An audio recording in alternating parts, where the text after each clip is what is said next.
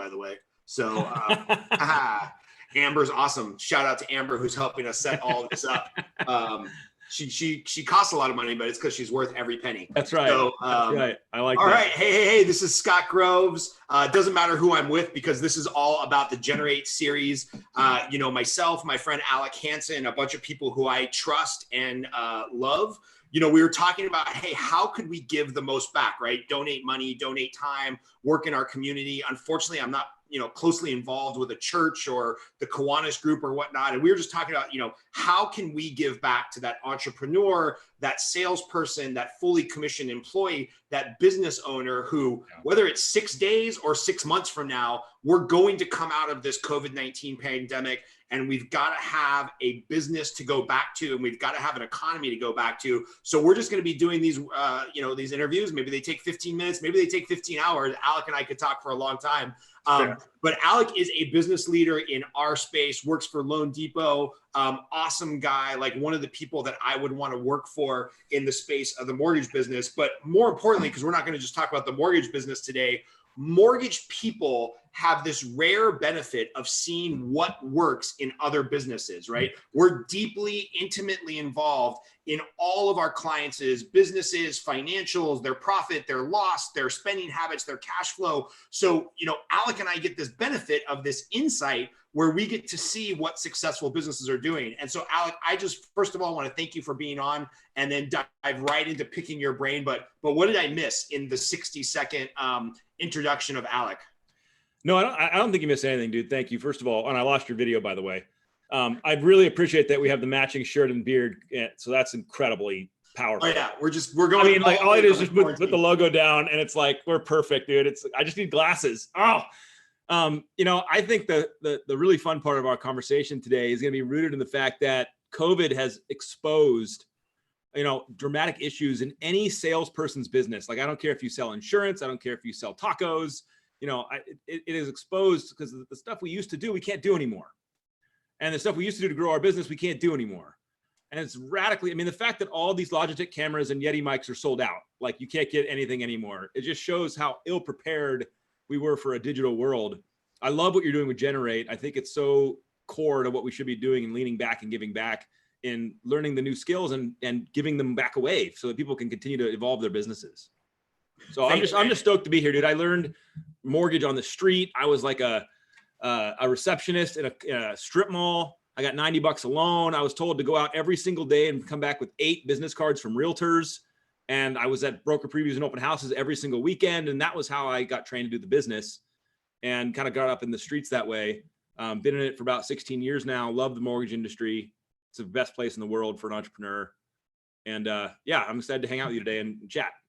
Well, let's go down that rabbit hole, right? Like, let's go back to Alec. I won't give away your age, but however long ago that was that you had to go out and get business cards. And I had more hair. That's all you have to know is I had more hair at the time.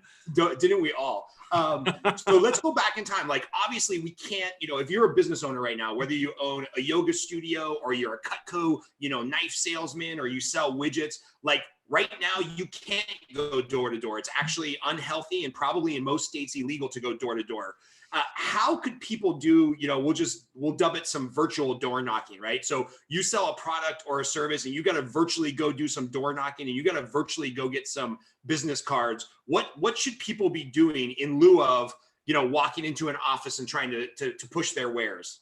It's crazy because you were a big pioneer of this, but there's a lot of people that have been talking about building digital brand, building digital community, digital influence. And it's people that never did that, never leaned into it, don't have a robust social media, ecosystem, are realizing that was a chink in their armor. They needed to have invested in that before because now they're not prepared to deal with it today. I'll give you some fun examples. I started a CrossFit gym 13 years ago in my garage in Costa Mesa.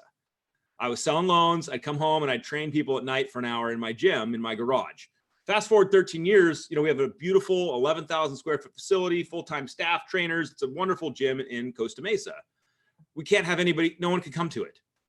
Like, you can't come to the gym anymore. And so we literally built home gym packages of all of our gear, gave it out to our members, You know, the guys that run the gym now they get up every morning and live stream a 60-minute workout for everyone that can watch it all day long, where they guide through the warm up, they guide through the workout with the gear that they can use. I mean, it's a full digital pivot in the hopes that we can kind of navigate through this and come back stronger. And without a strong digital community, it's not going to survive. So, I mean, digital door knocking is going back to get a book, Branding 101, and start looking at how to online brand yourself and how to, I mean, here's the stupid thing. And I love how tactical you get, Scott. One of the things that I've been coaching in is having every single one of my loan officers go every single day, go back through their database and go out and make sure that at least 4 to 5 people a day are in their social media now.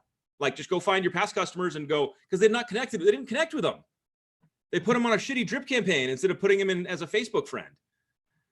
It's like, that's the kind of stuff you got to get into. And I you see you grabbed a book. So you grabbed the book. Yeah, I grabbed a book big time. So we're going to be restreaming the interview that I did with this gentleman, Joey Coleman, who I watched that, dude. That was epic. Yeah. So we're going to restream it into this group. He wrote this book called Never Lose a Customer Again, that frankly, if you don't read and you're in the sales business, you're just leaving hundreds of thousands of dollars on the table. Because I agree with you. Like, you've got to set up that customer experience, right? Like with your CrossFit gym, I'm sure, because I've tried CrossFit and I've fallen out, and that was my own health. That was my own health issues. But, you know, I'm sure you have a way where you set up the onboarding and you set up the community and you set up the feeling of being part of that gym, so that when we do have, you know, an unfathomable tragedy like this pandemic, how quickly did it take you to shift, you know, deliver the packages and get people working out online? And let's be real, still paying you for their membership, I'm guessing. Yeah.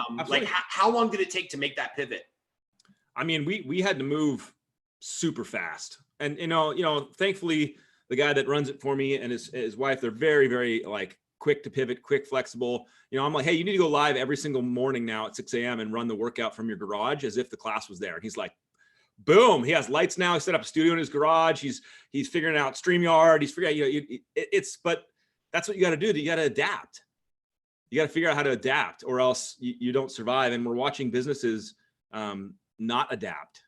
You know, I'm seeing certain restaurants. I'm like, I don't know if they're going to come back because they're not doing takeout. Like a restaurant down the street who I love and I used to go to all the time. Obviously, no one can go there anymore. So every time you show up there for takeout, they do craft cocktails by the liter that you can take out. They have all their food. They give you a $25 coupon to come back every time. I went and bought a liter of cocktails for my wife and I for a date night. So that we like locked the kids in a movie room and like went outside on the patio, and they still gave me $25 to come back next time. Like, and then I see other restaurants that just are absolutely closed. Yeah. Maybe they had another issue. I'm not trying to be, you know, judge them, but I'm watching like the food industry try to evolve through this, and it's fascinating, and it's stuff we need to learn from. Yeah, there's a taco truck my wife follows on Instagram. I mean, a taco truck, for criminy sakes. And they have a huge Instagram following. They're around LA. They provide food, so they're considered an essential service. And they've just been doing these pop-ups where they're like, hey, we'll be on the corner of Hollywood and Lancashire. First 100 people that show up get free food, because we want to give back to those that maybe are genuinely not able to feed themselves. And so, you know, if you happen to be the first 100, which I'll never be the first 100 because I'm too slow to react on social media. You know, I've heard from people that they're just asking like, hey man, can you afford the tacos, or are you really in a tough spot? If you're in a tough spot, we're more than happy to give you as much free food as possible. If you're not, hey, throw a little something in there so that the next person we can give for free. Like, that's the kind of stuff that's pretty amazing. And I'm seeing a lot of people that are being, you know, radically generous and thoughtfully aggressive, which is a term I stole from my buddy Chris Lockhead. Radically generous, but also thoughtfully aggressive. Like, give until it hurts, but then be thoughtful about, all right, cool, I need a business to come back to, right? I need to ask people for the business and hopefully stay afloat in this crazy time. So whether it's CrossFit or a taco truck, like, there's ways to make it happen. Well, and I think the underlying thing here, Scott, is people have to learn how to tell their story in a digital manner.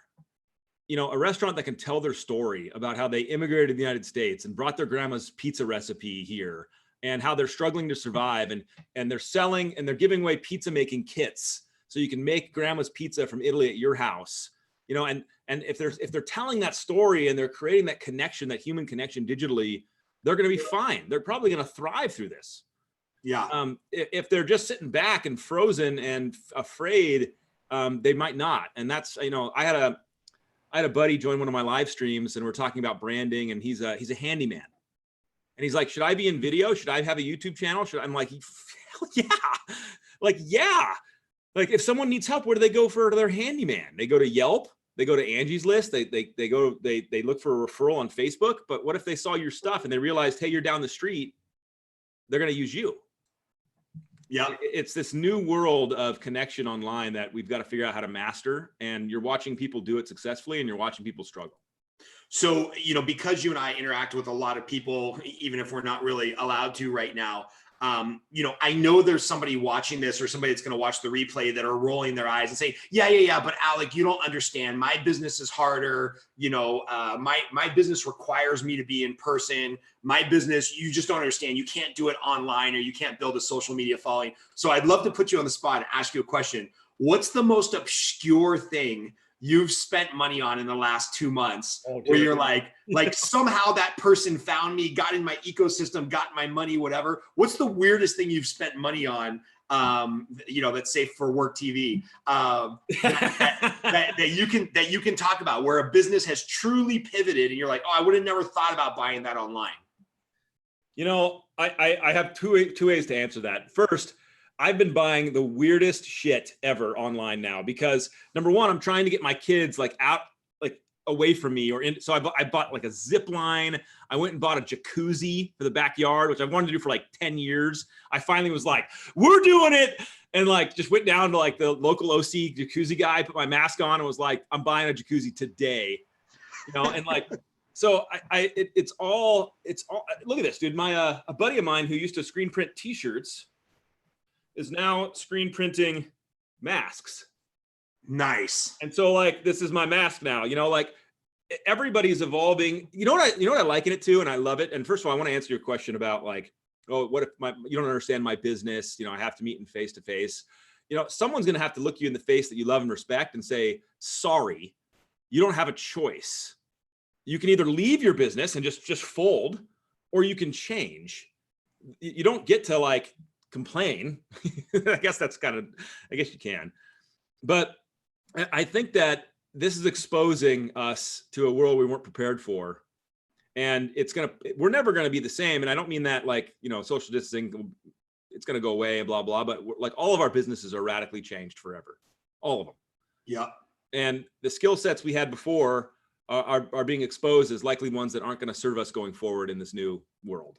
Yeah. And so, I've bought more toys and weird stuff for my kids that have showed up on my Instagram, feed, that I'm like, oh yeah, let's get that, because that'll get them an hour of, getting out of my face. And so it's radical. Yeah. I got to tell the story about this guy who did some work at our house, and literally the least likely person that you would expect to evolve in the digital space. 55, 60-year-old general contractor who usually does very high-end remodels, literally had a flip phone. And I can't even remember how we came across him, but I think we got his flyer or something, maybe on our door. And I wanted to set up a home gym in my garage because I can't go to the gym. Yeah. And I needed to mount a TV. Well, if I try to mount a TV, I'm going to blow up my house. It's not going to happen. So somehow I come across this guy's name. He emails us kind of a protocol before he gets there. Please open the garage, vent out the garage of any stale air. I'm going to wear a mask. I'd prefer if you weren't at the house. I'm only taking credit card, not cash. And literally 60, maybe 60 years old, 55-year-old general contractor who uses a flip phone found a way to digitally adapt. And I talked to him before he came over. He's like, oh yeah, this is my bread and butter right now, is installing, home TVs and hanging gym equipment and hanging mirrors and whatnot. He's like, I'm just knocking them out 10 or 20 a day for $200 or $300 each. Yeah. And I mean, he was in and out in an hour, TV professionally mounted, wires run through the wall, the whole nine, I would have literally blown up that whole wall. And here's a guy that's been able to completely reinvent himself in less than 60 days. And I feel like the rest of us just don't have any excuses. By the way, I'm supposed to say this, and I totally forgot. If you're watching this on Facebook, please pound that like button. This is where I have to be self-promoting. If you're watching this on YouTube, leave a comment. If you're one of the 13 people that are watching this live right now, please leave a comment or start a watch party, because we'd really like to have more business owners, entrepreneurs, fully commissioned employees, all those people that have to lead generate. If you can please get them into this group, I'd love for you to add them to this group. And then later, Alec, you can start a watch party on your Facebook, and we'll do all the fun stuff to make us look the same across all social media platforms. I know. So there was my shameless self-promotion. You did good. You did good. There you go. What else do people need to know about creating some type of habit where, if they've got to produce a lead right now to keep their business afloat, what are you recommending for people to do? Just like on a daily habit, like some of that tactical stuff. Ask. I mean, I'm sorry. I know. I'm so sorry. If you're worth your damn at your business, you have a past customer book. Unless you've never done, I don't know, I'll use lending for a fact. You've never done a loan before, but you have all these people that you've done business with. Call them, text them, send them a video note, ask hey, I need, if you're a handyman, call your customers. Be like, do you need any work done? I'll tell you right now, if my handyman called me, I'd be like, can you come tomorrow? I've got so many things because now I hate my house because I'm living in it every day. This is it. It's the work. You got to do the work. You got to call people. You got to connect. You got to put out your message. You have to ask on social media, and then you got to share stories about what you're doing that it can inspire people to use your services. It's easy in our world right now, Scott, because we can tell wonderful stories about how we're saving people thousands of dollars and blah, blah, blah. But if you're, a handyman, you can tell a story of something you just fixed in some house and how you did it and what's going on with there and how I like your story, Scott, about the guy who's being safe while installing TVs. Yeah. I love that. Awesome. But he should be telling that story all the time. Here's what I do. You should feel confident in hiring me because here's how I operate right now. I mean, I think storytelling and asking right now is the greatest tool all of us have, and all of us have this. So you got the medium, you got the thing that can record it and put it all over the place and send it to past customers. I mean, you've got the tools, and now you really have the time. And so if you're a restaurant, I'd be calling everybody. I'd be, I've seen some really creative signs up, by the way. Have you seen the signs outside restaurants? Yeah. I love that because they're taking action. They're like, no, come in. Here's what we're doing.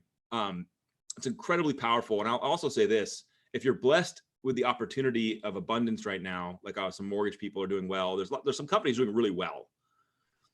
Now is the ultimate time to serve people, and you can do it in a double punch. Right now there's people that don't have food.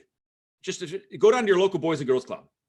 That, by the way, because those places provide food for kids, and now the kids can't come, and go down and then find the local restaurant you love and say, look, I want 50 meals on Thursday, and I'm going to buy them, and I'm going to bring them down to the Boys and Girls Club, and have the Boys and Girls Club go out to the community and say, who needs the meals? Pull in there. This is how you build influence in this time of tragedy, as you serve people. Mm-hmm. And I think that's going to serve that style of marketing, or whatever you want to call it, is going to really serve people well who are looking for more opportunity, looking for leads. Is go be in service, and you'll find leads flying at your face. Yeah. We were, we were talking today about with a company that I was coaching with. We were talking about today that there's nothing wrong with being strategically thoughtful. A lot of us just give because we're altruistic about it and we want to give back, and we feel like the world, the community, our business has done so much for us. But at the end of the day, this is one of those times where you can give till it hurts, but you can also be strategic about it, like you just said, right? Like there's no shame in giving out food, money, resources, and then also letting them know, like, hey, when things are back on their feet, I'd love you to shop at my bakery or come to my yoga shop, or buy your Cutco knives from me. I know a lot of people in the Cutco industry, so I always think about knife sales. But yeah, it's just it's a good time to be strategically generous. Yep, 100%, dude. All right, what am I missing? What else do you want to get out there to the people? I promised everybody we keep these short, 15, 20 minutes. We're almost there. So what do people need to know? I think it's interesting, since you own a CrossFit gym. What are you doing to keep your clients, engaged and healthy, and keeping their sanity working from home, right? Because now in LA, at least, it's looking like we might be doing this for a couple more months. Yeah, dude, I'm sorry. And you're going to come right down to Orange County with it too. So thank you, LA, leading the charge there. I'm not bitter. It's fine. Yeah, no, I'm pretty bitter myself. So don't worry. I'd say a couple of things, and maybe the translation from what the gym's doing to what your businesses are doing can help. So, we run 9 classes a day in the gym. 6 a.m. is the first class, 7 p.m. is the last class. We have 9 classes throughout the day where you can come in as a member and experience the workout of the day, right? So it's the same workout, whatever session you come through. It's all led by our coaches. You get a full warm-up, full workout explanation, technique training, encouragement through the workout, and then, cool down type stuff at the end. So that's the experience everybody's used to. So all of a sudden I went to the GM and said, dude, you got to be live every single morning and you got to run the class like you're running the class. And we got to hand the gear out to everyone and help them build a home gym and then help them figure out how to modify equipment. They don't have a pull-up bar. So how do you use a towel and a door to simulate a pull-up, to kind of to modify the movement. And so he created, multiple modification tracks. He goes live, so you can join him at 6 a.m. or you can go back and watch the live at 4, which is what my wife and I do. I'm not doing it now because I'm with you. But like we get 4, I turn the live stream on and we do the warm up with him and we get, ready and we do the workout with him. He hosts a kids PE class at 10:30 every day. So, the kids can get on there. We send every day an email goes out with the schedule for the next day and the workout. This is none of the stuff we used to do. We have Zoom classes 2 to 3 times a day where people can actually join a private Zoom class and work out with another coach. And he's starting to do, he calls it Munchies with Max. It's hysterical. At 10 p.m., just hangout time online with him live. And, but he's creating human connection. He's finding ways to tell his story and the gym story through this whole pandemic. And so the reality is nobody has a choice anymore. You've got to turn the camera on and share your story, and you got to do it through human connection. And if you're unwilling to do that right now, the effects are going to be dramatic. You're going to lose your business. You're going to lose your opportunity. You got to lean in. And the scary part is so many people are terrified of it, Scott. They're afraid of this stupid camera, but they're willing to be a coach in front of 100 people every day. But all of a sudden you put the camera on and they're terrified. And I'm talking about not just my coaching group. I'm talking about like badass people in their profession, like really talented pros who are like, I do $400 million in loans a year, but screw this thing. Yeah. And you don't have a choice anymore. Like that's my encouragement. And that's my kind of challenge is you gotta get out to where the people are. And right now they're online. By the way, if I looked like any of your CrossFit coaches, I would do every webinar with my shirt off. I would never wear clothes. I would just look amazing all the time if I was a CrossFit coach. All you got to do is work out. Yeah, that's not going to happen. But, you don't have to share any of the numbers or your financials or anything, but I'm guessing with that type of engagement, how has your retention been? I'm guessing it's high, right? Exceptionally high. I mean, first of all, we're a community gym. We're not just like a check-in 24-hour fitness gym. We have relationships with our people. We want you to come. If you're not 24-hour fitness doesn't want you to come because you break their gear. So you got to figure that price point where you won't come. But it's low enough that you'll pay it, but you won't come. So but we've lost some members because they're having, how many unemployment, stats just came out? How many people are furloughed? So there is we tell people don't pay. Don't pay unless you can. We did a donation T-shirt that says, I back my gym because my gym backs me. And we made a T-shirt and we asked for $20 or whatever you want to donate.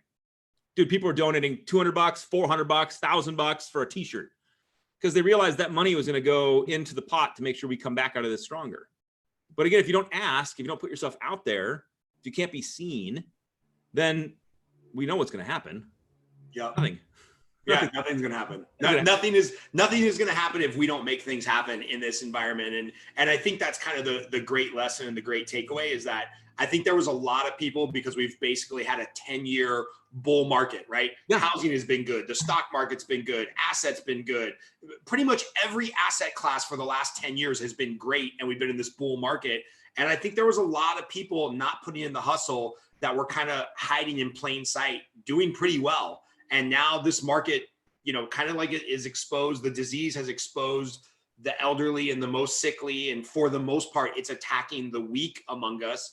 I think the economy is doing the same thing to those weak businesses. So I want to see the people that contribute in this group survive and thrive and generate. And, you know, the people that are going to choose to be weak, they're going to be weak and their business isn't going to make it.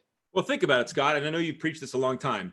If your main source of business was referrals from real estate agents, that's how I was raised. So like, it's an amazing opportunity. And now we're watching purchase business in certain key markets start to stutter step. You know, people are like pulling out of contracts, they're getting fears kind of getting in, and not everywhere, but you know, but you can't go see your referral partners anymore. It's really hard to prospect digitally. You can't go into an open house randomly. You can't build relationships like you used to build that. And now people are realizing, hey, maybe I should have invested in this social media thing. Maybe I should have spent time building a community online. Maybe I should have spent time, you know, filming some YouTube commercials and YouTube playlists on how I do my business and why you should work with me. And, you know, realizing crap, I don't have any of that stacked up right now. And I should. And so it's, you know, this is the great thing about COVID. And I hate to say it like that. In the credit crisis in 2008, mortgage professionals like you and me and everybody else that was alive then and trying to survive had to pivot dramatically. We were forced to pivot. Companies went out of business. It was a radical transformation time for people that navigated through it. Well, right now it's radical transformation time. I mean, we're in the pivot moment. We're like literally in the center of it. And it's incredible to watch what's going on. And you don't have to be in it alone. Just look at what other people are doing. That's why I love what you're doing with Generate. Like, just have conversations and learn from other people, and you can radically transform your own business. You don't have to have all the answers. Someone else has them. You just got to go be part and be willing to listen and ask questions and learn. And man, it's incredible what certain businesses are doing. Awesome, man. I think that's the way to leave an interview. Appreciate you, dude. All right, dude. We'll go get on CrossFit with your wife. I don't want to keep you from your health goals. I'm going to go drink a beer and smoke a cigar, which is the exact opposite of CrossFit. But, you know, it's okay. We'll be successful in our own ways. Thanks for being on, Alec. And do me a favor, give me a plug for your book real quick, because I know you have a book coming out in like 2 weeks here. May 28th, Bypassed. Nice. It was a fascinating experience, by the way. You were a major inspiration for me to actually do something like this, because I saw you doing it and I was like, well, if Scott can do it. You're like, if that dumbass can write a book, anybody can write a book. And you know what? I got excited to put something out there because I saw two things happening in our industry. Number one, I saw the fact that the customer who used to go to local professionals first for information no longer goes there. They go to the internet first. It's just a fact of nature. Like, and you go back in time even to when the MLS was private and realtors only had access to it. You couldn't find out what was for sale without talking to a real estate professional. And then, you know, you got this huge trend of internet first. And that's, you know, in my opinion, it's created the #1 lender in the country is an internet-based lender who was there when people started going there first for everything. And by the way, they did a great job in their work. And so, you know, kudos to them, even though I want to beat them every day. But the second thing that I saw coming forward and that on a parallel trend was the full digitization of the mortgage process. I fully believe within a year to 2 years, it's going to be clear to close at time of application. I send in my stuff and I'm clear to close. I think it's coming. And if that's the truth, and those two things are merging, the internet first style world and clear to close at application, the local pro is going to get bypassed because they're invisible. And I saw that coming, and now COVID has exposed it, because how many great local mortgage pros are totally invisible online? You'd never find them. You never know they're there. And they're amazing. And they've lived in their community for 20, 30 years. They invest in the schools and the churches and the gyms, and that you just can't find them anymore because the customer's clicking on their phone. So I got passionate. I put a lot into a book, and I'm excited it's coming out in May, dude. So thanks for letting me give you a little plug on that. Cool, man. I'll make sure that we get a link to that pre-order here in the show notes and YouTube and also on Facebook. Appreciate you being on, man. And you're our inaugural kickoff. So I think I saw that. I feel good, dude. All right, man. We'll talk soon. All right, buddy. Have a good one. Later. Bye. Later, dude.